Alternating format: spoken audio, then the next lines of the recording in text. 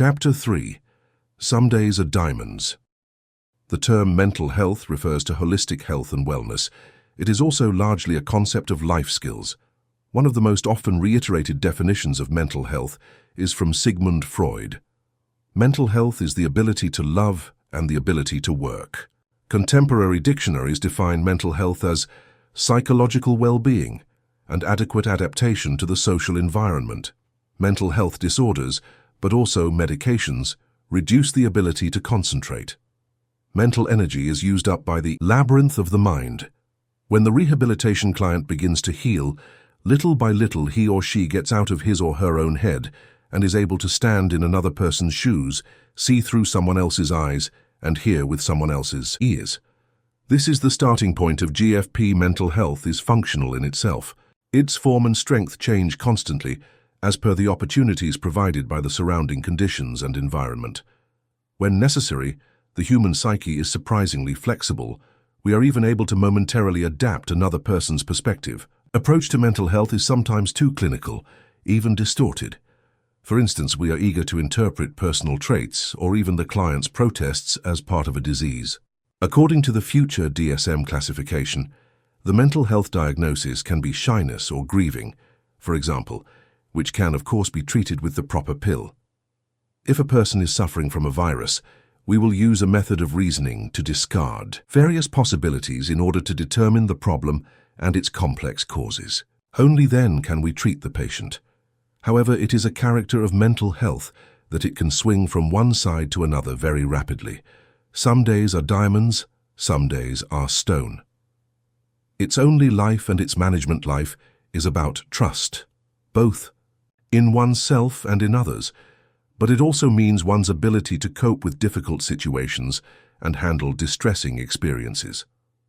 Life skills can be divided into external and internal ones. Surviving is a common expression. It consists of knowledge of everyday social rules, such as maintaining a long-term perspective and being able to use time, space, and money. In our culture, in particular, these aspects are valued. Internal life management is tested when we face some degree of difficulty. When life is internally manageable, unexpected difficulties are not insurmountable. In this case, the reality is perceived and evaluated in an appropriate manner. Life management has, of course, a positive role in human health and well-being. Sociologist Aaron Antonovsky developed the concept of coherence, which comes close to life management. Coherence means permanent trust on the fact that things we face are understandable and compatible with prior experiences. A strong coherence suggests a good ability to deal with things that cause external and internal stress. An individual has the natural resources that enable him or her to meet the demands of the circumstances. If the requirements seem meaningful, he or she strives to achieve them. In my opinion, packing cigarette lighters as vocational therapy does not meet the definition of meaningful and motivated work for everyone.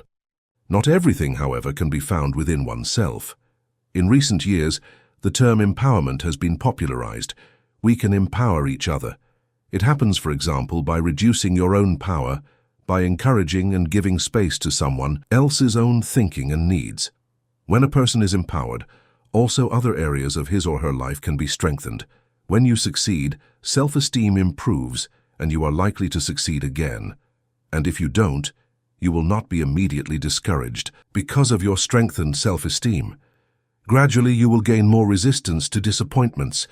Life management is confidence in one's own potential, as well as the belief that potential can be realized.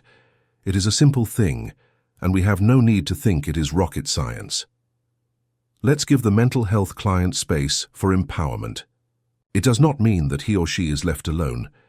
It is merely about communal encouragement to act on one's own together with others. Everybody wants empowering experiences. Today, young people are forced to look for them on their own. At their worst, the consequences can be very tragic. What is the price of mental health? In my work as a music therapist, I have been surprised of how much I have had to talk about money. So let's look at mental health rehabilitation in financial terms. Research has shown that in Finland, with the population of 5 million, approximately 4 young people will retire every day because of mental disorders. They are the most common cause of disability pension in addition to musculoskeletal disorders. Over the last 10 years, the number of sickness leaves has doubled because of mental health problems. Many Finns may think, why should I care? Well, how about the following fact? Mental health problems cost Finland more than €2 billion a year. Can we afford not to help young people who may be on permanent disability retirement by their 21st birthday? The Ministry of Employment and the Economy calculates that the lost working life of a young person includes direct costs of about €750,000. This phenomenon concerns every single country in the EU. It follows that the ability to work should be something to invest in for selfish reasons, if none other. According to the latest survey of the European Commission, every euro invested in mental health care pays itself back fivefold within 5 years. It seems even better than developing building construction business or branding carrot sandwiches as deluxe burgers. The math is not hard to understand, and the calculations are not difficult. So what is the problem here? It should also be remembered that community-based services are preferable to old-fashioned institutional approaches. They offer better accessibility to mental health care, reduce the user's stigmatization, and have been shown to be more effective in promoting recovery and social inclusion. The learning mind from the officially accepted viewpoint, mental health is in good condition when the various aspects of the self are balanced. The person understands the realities, lives in the present, is aware of his or her actions and emotions, and is able to anticipate logical events and deal with them in a balanced way. By the way, would you meet these criteria? However, mental disorders make cognitive and social functions as well as emotional life more difficult.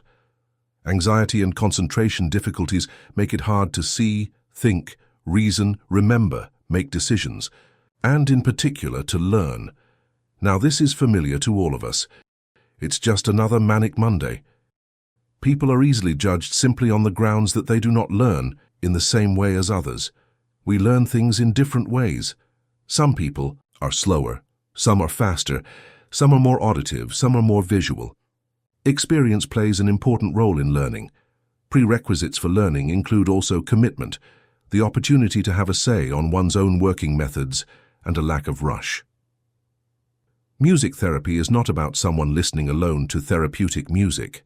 I do not think that music or art alone can save anyone, although they can certainly ease bad moods temporarily.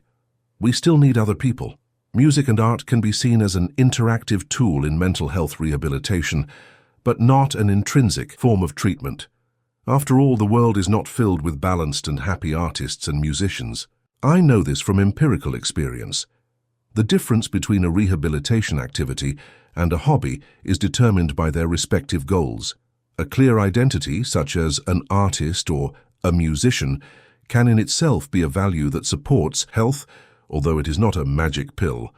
On the other hand, freedom and regularity can be experienced at the same time when making music. Both of these elements promote health. Making music provides an easy experience of success because music is intrinsically good. Even so-called bad music may be good for rehabilitation. Music reaches the emotions in a direct way. At this point, it does not matter what your social or mental status is. The unique power of a functional group working in a band is in interaction and immediate feedback. It can be verbal in addition to emotional or physical. The community has set the mental health client in front of a mirror. When he or she is presented to the group will respond in some way. The mirror shows an image immediately. Feedback is not coming from one but from several sources. Members of the group interact in their own ways. The patient will receive an opinion, verbally or otherwise, and can even learn to know himself or herself better. Response is itself an incentive because the patient is taken into account. In face-to-face interaction, experiences can be immediately interpretable.